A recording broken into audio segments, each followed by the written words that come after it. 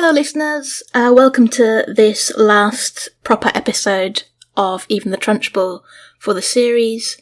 We're covering Matilda in this episode, at last, and so we just wanted to put a quick content note at the top that because it's something that characters in Matilda experience, we do touch on abuse, specifically the neglect and also physical abuse of children.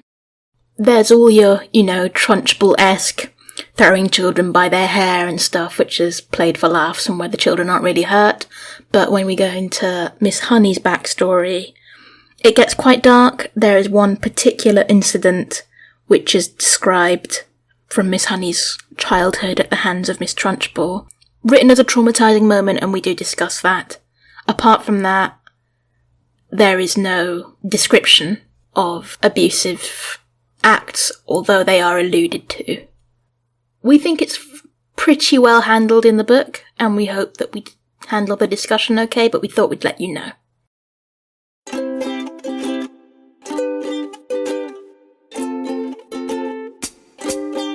Hello, and welcome to Even the Trunchbull, our show about children's books and why we still love them as adults. She's Nina. They're Matt. And we think that children's books are for everyone, because we've all been kids. Even the Trunchbull. They're all mistakes, children. Filthy, nasty things. Glad I never was one. From Roald Dahl's beloved Matilda, despite her protestations. Each episode we'll be reviewing one picture book and one chapter book. We're starting off with the books that we read as kids, but if you've got a book you'd like us to review, especially if you are currently a kid, please get in touch. You can email us on eventhetrunchbull@gmail.com or catch us on Twitter @TrunchbullPod. And this week we're reading about little girls with superpowers. We're going to get around to Matilda, finally, after two whole series of using her headmistress's name. But first we're reading the lovely What's My Superpower by Aviak Johnston and illustrated by Tim Mack. Do you want to start us off about that? Tell us what it's about. Yeah, What's My Superpower is about a little girl living in, it's not specified, but we're guessing it's Quebec or Newfoundland. It's sort of somewhere in northern Canada. And she is interested in superpowers, interested in finding out what her superpower is, and meanwhile is spotting what the superpowers of all of her friends and classmates are. So there's Davide, who can run really fast. She goes back to her mum and Nana and says, Davide is so fast, he was burning up the gym hall floor. That must be a superpower. I wonder what my superpower is going to be. And then, there's a kid who can hold their breath underwater for a really long time, and a kid who swings so high on the swings that it's like she's flying. And every time this little girl, the main narrator, Nelvana, that's right, is saying, wow, you're really good at that. That must be your superpower. And then running back to her mum and saying, this is such and such a superpower. What's mine going to be? And then at the end, she still hasn't figured out what her superpower is, but her mum sits her on her lap and says, I think I know what your superpower is. Your superpower is seeing the good in everyone else. You can spot other people's superpowers. So, which is just really lovely. And it's, you can see it building up to that. It's really nice to have this story where, I think the way you put it when we were first chatting about it was like social skills is a skill. Absolutely. When I first read it, I was like, is this a bit disappointing for her that, you make other people feel good, but actually, and personally as an autistic person, social skills are skills. Yeah. And not everybody has them. And she's got them really good. She's not thinking about herself being like, oh, I wish I could do that. She's really good at seeing what other people are good at and then pointing it out to them and making them feel good. And that's a proper skill. And she does it so well. I feel like everyone knows one of those people who are just so good at making other people feel good. Yeah. And it really is like magic when someone is just properly good at that and like effortlessly good at that. And I think she's written really well through this kind of really short story as a character for that, because it's just so enthusiastic. Like, wow, you're really good at this. This is the thing that you're good at. Hold on to that. And these kids are kind of like, oh, wow, really? Do you think so? And she's like, yeah, no, I know so. Like, I've just watched you hold your breath underwater for like super, super long. Like, that's your thing. And like those people go far, right? Like, I think those people are special. Yeah, it is. It's a proper skill. So celebrating that is a really nice thing. Yeah. Yeah. And her mum's great as well. Yes. She's like, and when Nelvana comes to her and she's like, Mum, what's my superpower going to be? Like, she's just like, I don't know, let's wait and see. And, she waits for this whole thing to play out.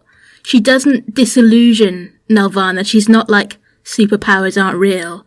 She's like, oh, that's really interesting that you picked that up about your friend. That's really nice. And she encourages her to try out other stuff as well. Yeah. Yeah. And she only really comes in with an answer when Nelvana asks her. Yeah, that's true. Yeah, I'd not clocked that. She's not jumping in and like shaping the narrative for Nelvana at all. Not until Nelvana asks for help, not until she shows some distress and is actually upset. She lets her explore it.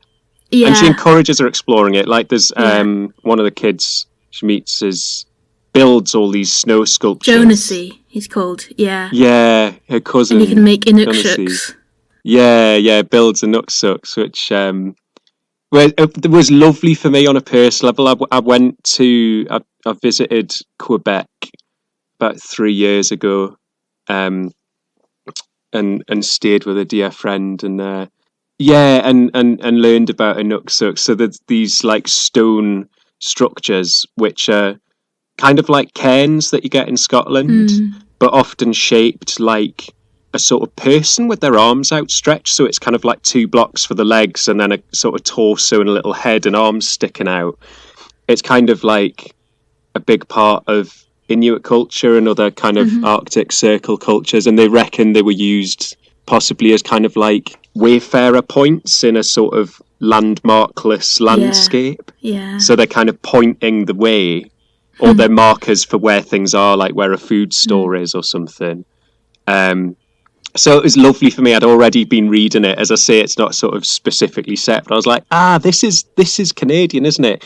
This is quite specifically like northeastern Canada, I think. Yeah. I think the narrator is a sort of First Peoples narrator. She definitely is, on purpose. Which is really lovely. But yeah, so the kid who's building these, Nelvana runs back to her mum and says, Nana, this kid was amazing at building things, like, maybe that's my superpower. I've never tried building things. And her mum's just like, oh, well, let's try it out then. Yeah, like, you've got some building blocks, give it a go. And she's no good at it. But, like, do you know what I mean? Her mum's like, well, yeah, give it a go. Try these things There's out. also, with Jonassy and the building, there's an element of heredity with the superpower. So Nelvana comes back to her mum and tells her all about Jonassy's building, and she goes, oh yeah, do you know that's his dad's superpower as well? His dad does all this building, and then when he grows up, he's going to do these buildings too. Oh, that's interesting. This intergenerational thing. That's quite interesting.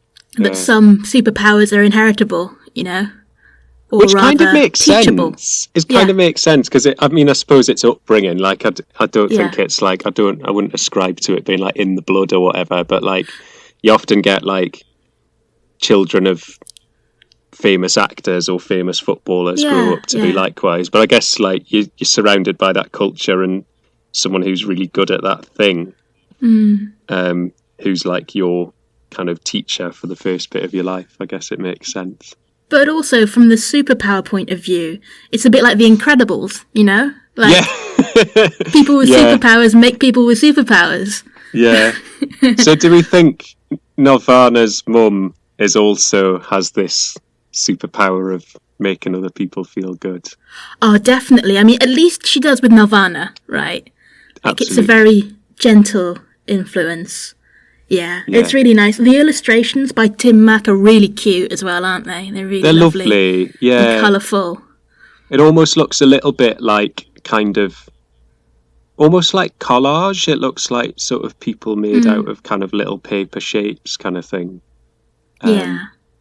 So we were talking about like the way that it's clearly an Inuit story. So Aviak Johnston is an Inuit person. Right.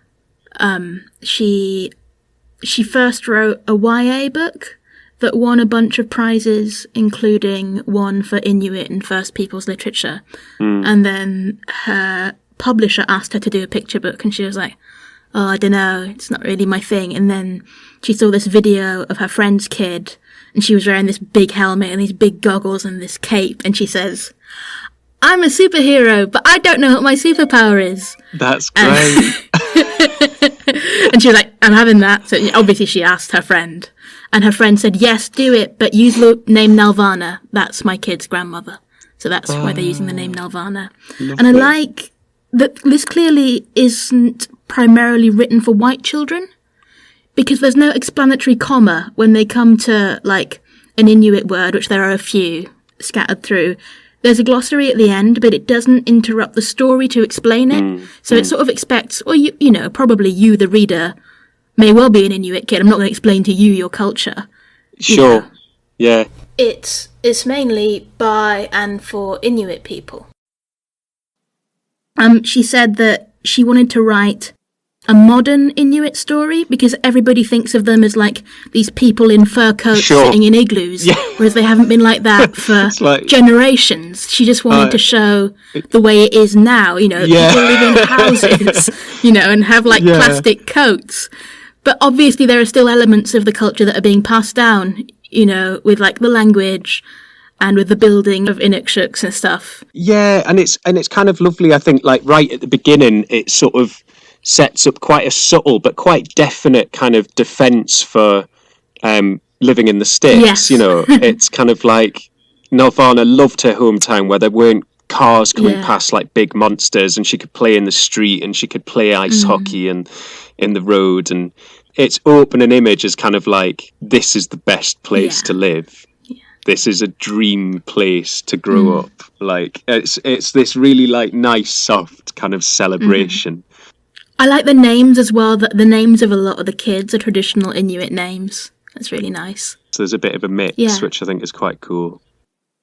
Yeah, it's gorgeous. It does everything that you want a kids' book to do. Like nice pictures, nice easy story. It sort of gives you kind of rule of three and then a couple more, but it doesn't feel like it drags. It's it's episodic. You can anticipate the structure as you go, but it's kind of full of character. It's full of like curiosity and enthusiasm. It's lovely. Yeah, it's a really, really lovely story. Are you ready to move on to Matilda? Let's. So I think we should give a synopsis of this one because it's long enough to like. Of course, if you're listening to this podcast and you aren't familiar with the story of Matilda, where have you been? Yeah. But maybe you're not. And also, the title and the introduction must make no sense. So, Matilda is a girl who is ignored by her parents, goes to a school that is run by this raging bully of a headmistress. A tyrant, yeah. Absolute tyrant, and eventually becomes so angry that she discovers that she's got superpowers and she can like move things with her eyes, and then kind of saves the day with those powers, and finds a sort of happy ever after is a kind of nutshell. Shall we talk about our namesake then, Miss Trunchbull? I guess a kind of classic kids book thing, particularly kids books that are a bit older, definitely a classic Roald Dahl thing, is that like character is implied through physical appearance. Yes. So Miss Trunchbull is big and huge and not necessarily fat, but hench. And I think is actually described as a bit mannish at one point. She is. With like really big hands and things. And she's got like a horsey face and she works out. She used to be an Olympic hammer throw. And she's got calves like grapefruits in her socks. I love that line. That's what my calves are like. And that's kind of, that on its own, you think, okay, fine. Yeah. But then we have Miss Honey, who, for anyone who doesn't know the story, is the nice teacher. Kind of like really problematic in the book, but we'll get onto that. But yeah, Miss Honey is she's the mentor to the protagonist. She's like the good angel, and like the description of her straight away is like she's sort of frail, and I think it's something like, so thin and feeble it looks like you could snap her like a twig. Yeah. And couldn't be any more than 23 or 24, and like isn't explicitly sexualized, but it is. I mean, there, it is. It come right? on, like it's very sort of. Roald like, Dahl look at cannot this write dainty her little thing without saying how tiny and breakable and beautiful she is. Yeah. This time round reading it, that made me very uncomfortable. I feel like, calm down, Roald. How old are you writing this 23-year-old? I know, it's a bit kind of have a cold shower in it, like, yeah. Well, and that fragility and that sort of frail femininity and that weakness almost, and she does refer to herself as weak, is like signifying her goodness, and is a massive contrast to the Trunchbull. Yeah.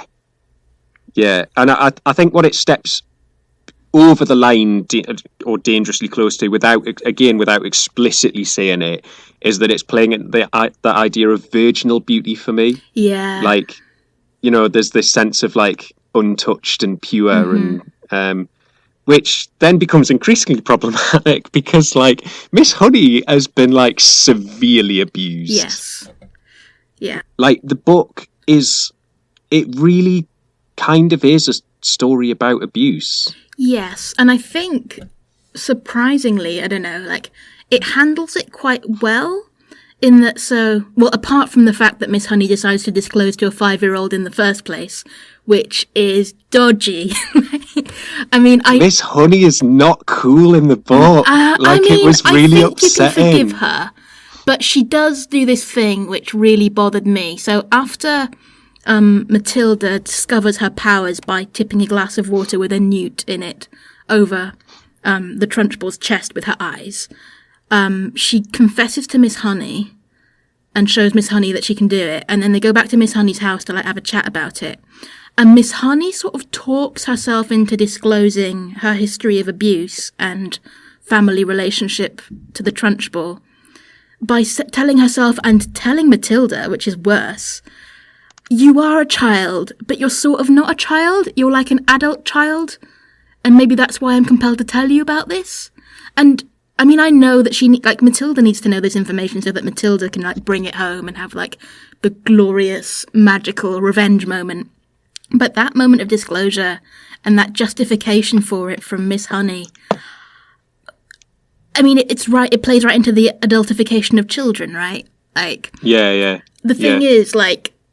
Matilda is extraordinarily well read within a very narrow white canon, and she's very clever, but she's still a 5-year-old. Like, prodigies aren't like adults.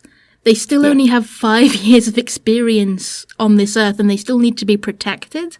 I don't think Roald Dahl did this on purpose. I think he had to sort of justify Miss Honey telling her. And to be fair to Miss Honey, she immediately realises it was a bad idea.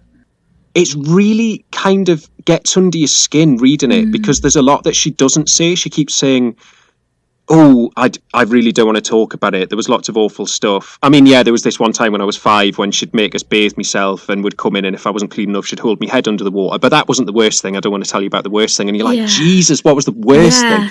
And then on the walk home, like, Matilda's just, like, really quiet. And, like, Miss Honey's a bit sheepish and is like, are you okay? And Matilda's like, yeah. I guess if there is like an aim for that as an author, like showing Matilda as like a child who has the ability to render adults around her utterly childish, is really interesting. It's, she has this kind of not just cleverness but maturity, but as you say, is still a 5-year-old. But is aware of herself as a 5-year-old. You very much get the sense from Matilda that she's like, it's really not okay that you've told me these things, but like, hey, you've done it now. Like, we're still cool, I guess. But that was messed up. Right? Like when she does this faux naive thing about, oh, it must be lovely to be so poor. You've got no stuff, so you don't. Miss Honey's house. Yeah. Oh my God! Like, this is weird now, right? Like you've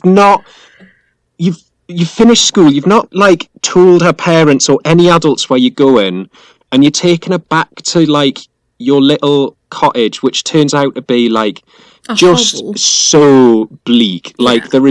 she's got a Calagas. How she's not burned the thing down? She's got a paraffin cooker on a shelf. She eats nothing but bread and margarine, not butter, which is why Matilda knows she's poor, which is hilarious. Yeah. She gets her water out of a well and like washes herself in the basin, having heated the water over a paraffin cooker.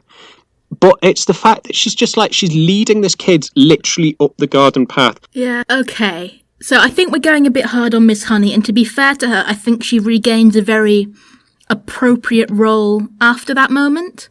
So in that, like, for example, at the end, so she moves Matilda out of her class and into the top year, which means she's not her teacher anymore, which means they're Yeah. able to have a more friendly or familial relationship.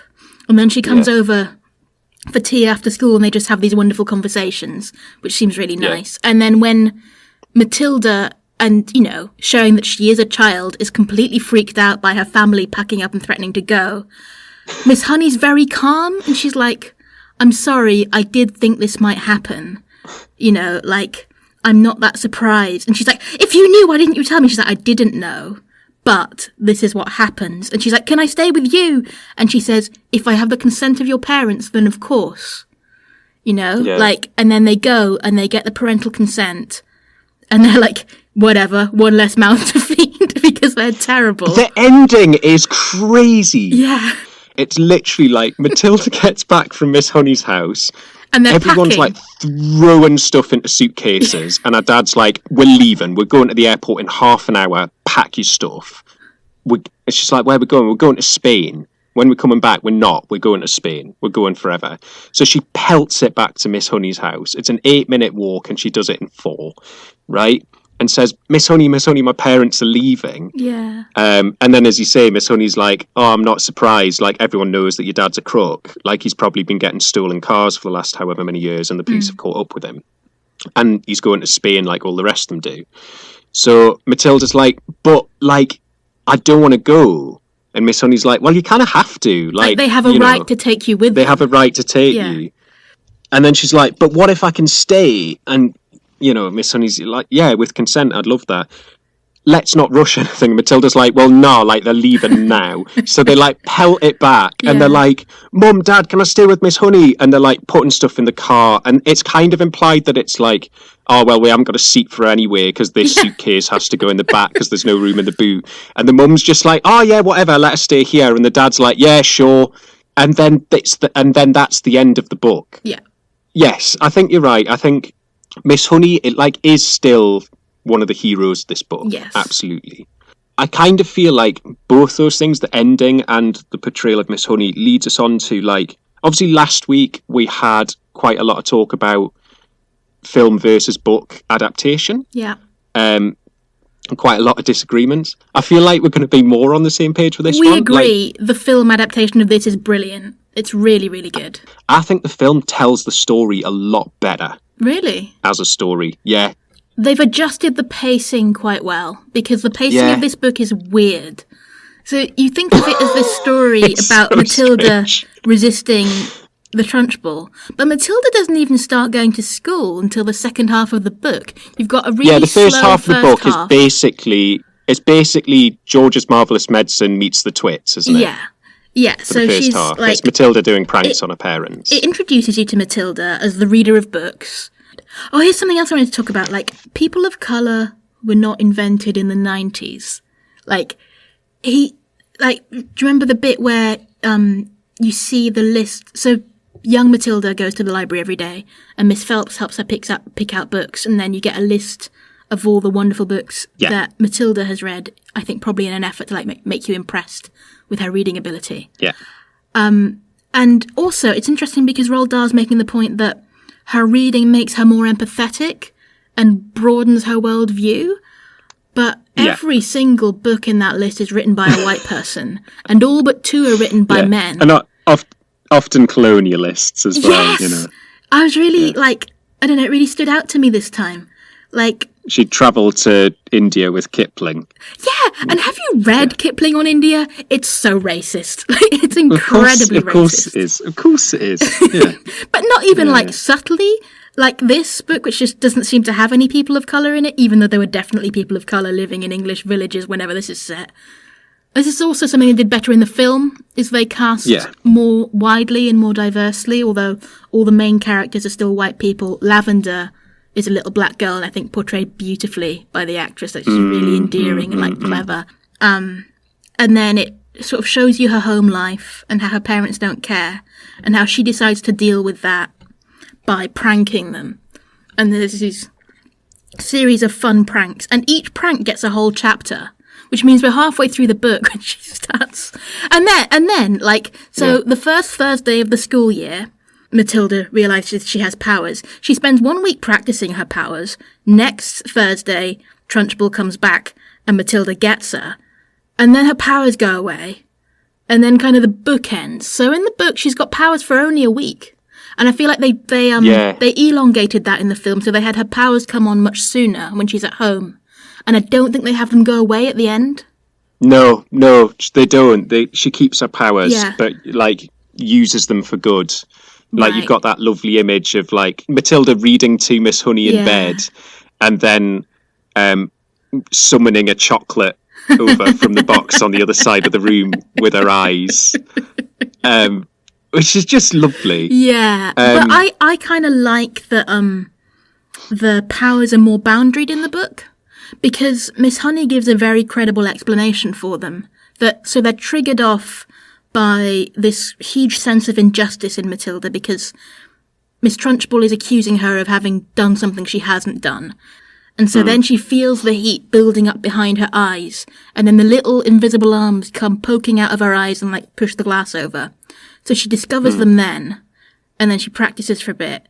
But then once, like, her situation's improved and she's not so frustrated and not so penned in, once school is actually at a level where it's challenging her, like, her brain isn't boiling over and pushing out of her eyes anymore.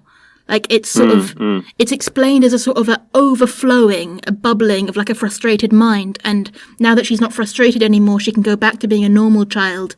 And she's not this, like, weird, boxed-in, explosive thing anymore. And I like that better. She doesn't need an overflow tap anymore. Yeah. And she doesn't need to protect herself that way anymore because she's being protected by Miss Honey. Let's talk about how Miss Trunchbull has never been fired from, like, what is... Do we need to address this, or are we just putting this down to, like, sure, that's the story? Because I get that, like, Miss Honey's never challenged her because it's, like, you know, fear of an abuser that's still in your life. But other teachers are just like she's literally throwing kids. Like, teachers get to go on for ages, though. They do. I mean, obviously she's really cartoonish, you know, like, really teachers can't pick up children by the hair and throw them.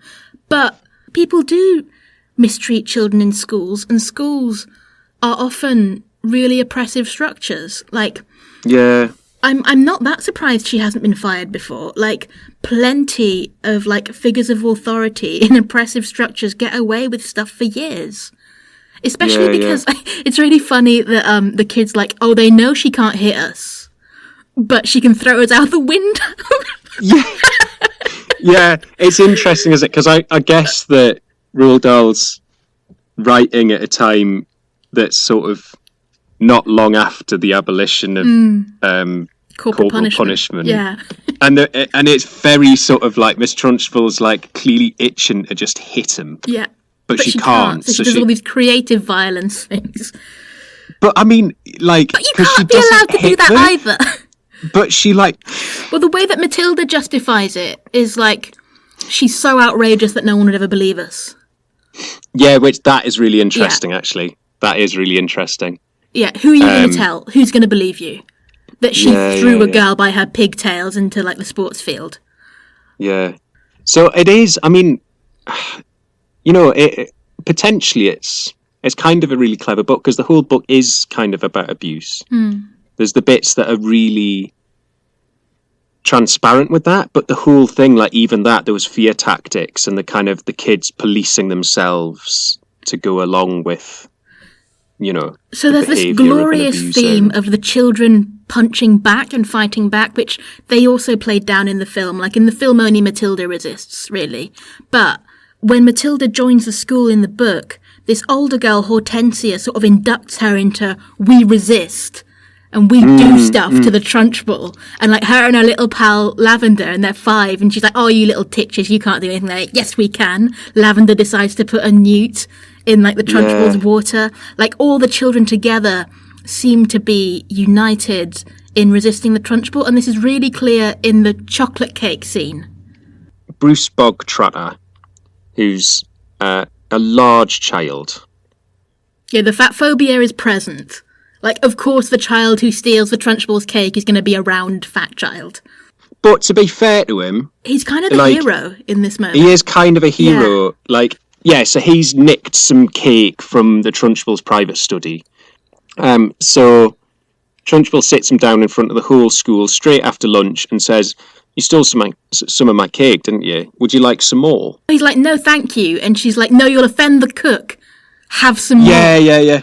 And he's like, oh, go on, I'll have a little slice then. Think, like, what's the catch of this going to be? And it builds up, and obviously the catch is then you must eat the whole thing without pausing. Like, every time he pauses, she, like, slams her riding crop on the desk and is like, keep eating! Yeah. And it's like, you're going to eat this cake that's, like, bigger than you are. I think it's described as, like, 18 inches diameter or something. And he has to eat the whole thing in front of the whole school. And everyone in the audience, including Matilda and Lavender, are like, oh, he's going to be sick, it's going to be disgusting. But as he gets to about the halfway point, they see he's kind of picking up speed and momentum, he's getting into his performance, and it looks like he's going to make it, and then the whole school are rooting for him to manage to finish this cake. And it's a real, symbol of resistance that he does it. And it makes the Trunchbull really angry that he manages it. Oh, you've got your amazing quote that you want to do now, don't you? Oh, yeah. But so she gets really angry. She picks up the plate that the cake was on and smashes it over his head. But it says he's so full of cake that he's like a sack of wet concrete and nothing could have hurt him in that moment, which I love. I mean, it's not true that eating cake protects you, but what if it did? It's brilliant. I wanted to talk about Roald Dahl's food writing. So... Sure. The cake, even though it says that, Cook poured her blood, sweat, and tears into the cake, still sounds delicious. She's like, it's good, isn't it? And Bruce is like, very good. And she's like, it's real butter and real cream. I don't give you this stuff in the canteen. It isn't the rubbish that I give children. It's a proper, really good cake. And so, have you seen the books of Roald Dahl's Revolting Recipes? No. Okay, so it spawned, I think, 2 books of recipes based off of Roald Dahl stories, and I got one from the library when I was 13, and being the child that I was, I decided that for my maybe I was 12th or 13th birthday, I was gonna, make a lunch of, Roald Dahl-themed recipes. So my birthday cake was this chocolate cake, and... I had Snoz cumbers made out of cucumber. And these, from James and the Giant Peach, I had these hot, frog pastries with apple. Nice. And yeah, so the problem is that I didn't have any real friends then. So I made the classic mistake of inviting my frenemies round. The kids who I sort of hung out with, but were kind of mean to me. And there was especially this pair of kids, I'll call them F and K in this to anonymise them because they were awful and what I did to them was awful. So they were awful. They came over, they were riding their bikes in the neighbour's field and flattening their crops, and they were tormenting my dog, and they were just being awful, awful guests, and I was really not enjoying them being there. And my mum was really not enjoying them being there either. And so we decided to take revenge on them in quite a Matilda way. Everybody had had their lunch, people were running around outside, and me and Mum were preparing the dessert, which was these hot frog pastry things. And on the plate of the worst boy, I just lifted up the apple slice and put in some cayenne pepper. I did this with my mother. My mother was on side for this revenge. This doesn't surprise me at all. I've met your mother. This does not surprise me. So I put the lid back on and called them in to lunch, and everybody else is tucking into these perfectly normal, nice apple pastries, and then Kay starts choking.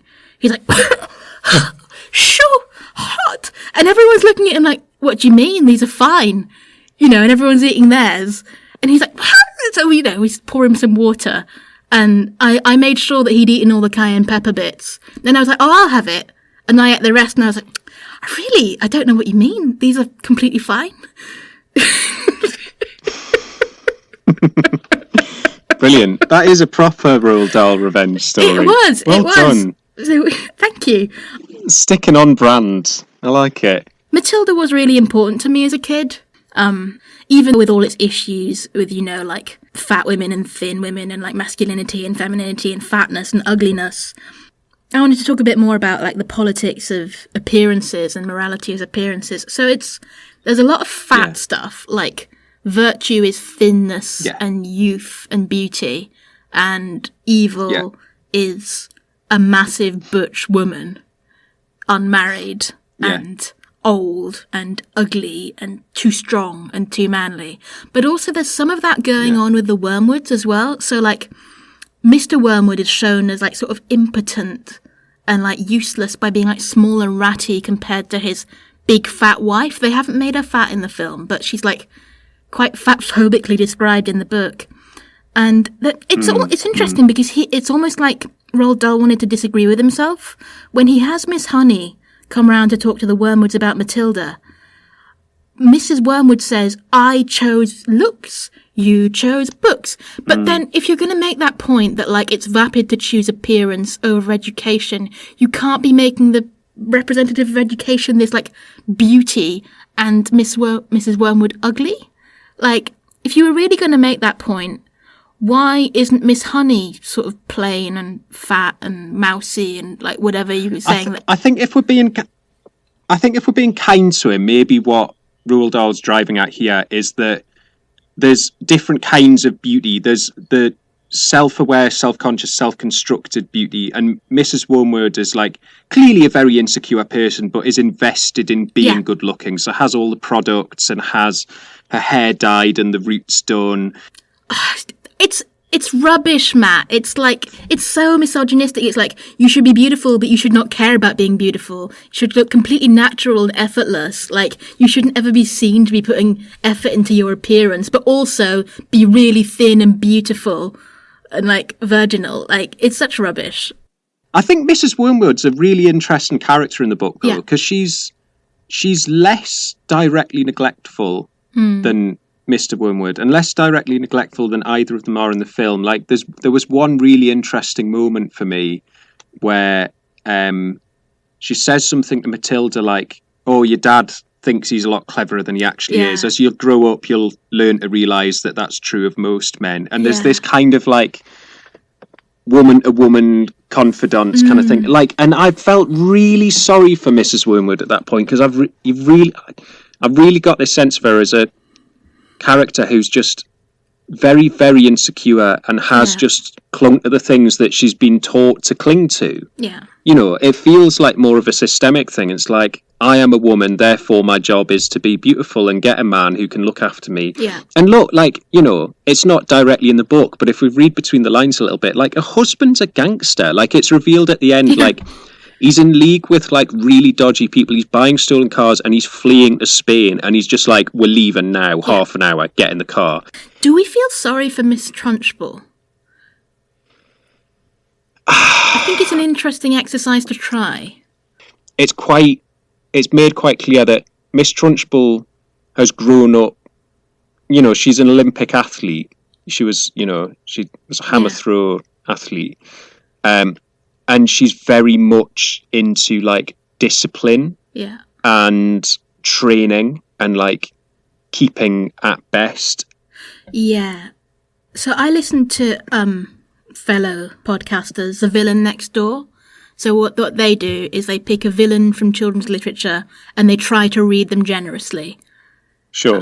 Which is an interesting concept for a podcast, and I listened to their Miss Trunchbull That's great. episode. I'll have to have a listen. You should. It's really good. Brilliant. And so what they do is they really try hard to like empathize with the villain, and then they have an opportunity for like a creative response to them. And so they came up with this backstory for Miss Trunchbull of being like pushed into athletics when she wasn't really into it, but it's what she was good at.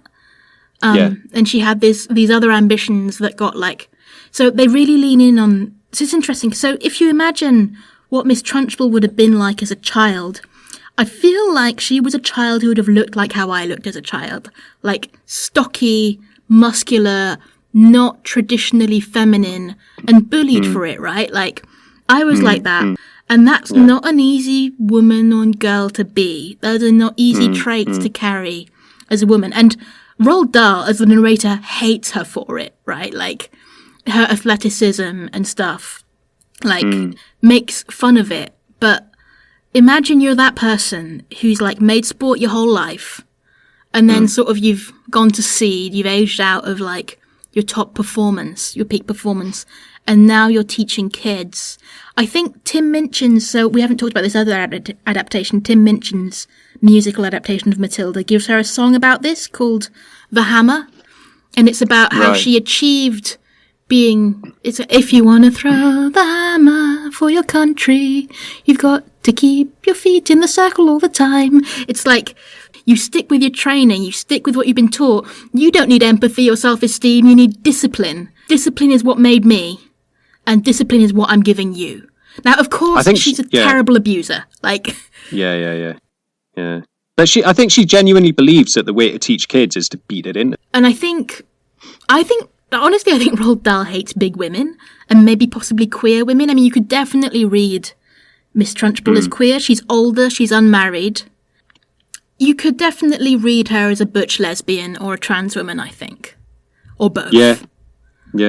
And those deviations from, traditional femininity, Roald Dahl goes into them with glee. Like, he rips her apart for it. Yes, she's awful because she's an abuser, but also she's awful because she's big and strong. Yeah. And ugly and horse-faced and tall.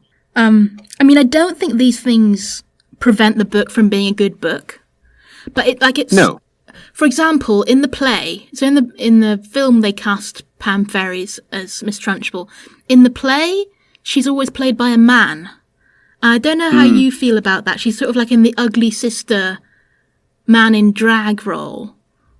And I don't know, like, I don't really like pantomimes anyway, so I'm not a good person to critique this, but the idea that you get men to dress up as women to provide ugly women and, like, people to laugh at in these stories seems quite transmisogynistic to me. On the other hand, it's like giving roles to drag queens, which is great. But, like, why is it funny to cast a man as Miss Trunchbull? Tim Minchin's musical is 10 years ago? It's 2010, I think. Yeah. I think even in that time, we've moved quite a long way from men are men and women are women, and deviations in that are a source of humour. Yeah. To a great awareness of, like, a gender spectrum. I think and also, even in that you've decade... got to work with the source material. Like, I would say the source material is transmisogynistic. Yeah. The play you make is going to have to be as well, in a way, whether you cast a woman and give her makeup to make her really ugly and mannish, or whether you cast a man to make her really mannish. Like... Let's see Miss Trunchbull, the one-person show. That's good, actually. I might, Might you I might do that? Yeah. But I think it is really interesting. I definitely want to have a listen to that podcast now. When I was in school, there was, you could barely count on one hand the amount of teachers who clearly didn't like kids. Yeah. Like, I think it happens. Of course, yeah. And I think that's why it's so powerful, is most children, through their school career, will meet at least one teacher like this. Everyone will have a Miss Honey, and everyone will have a Miss Trunchbull. Yeah.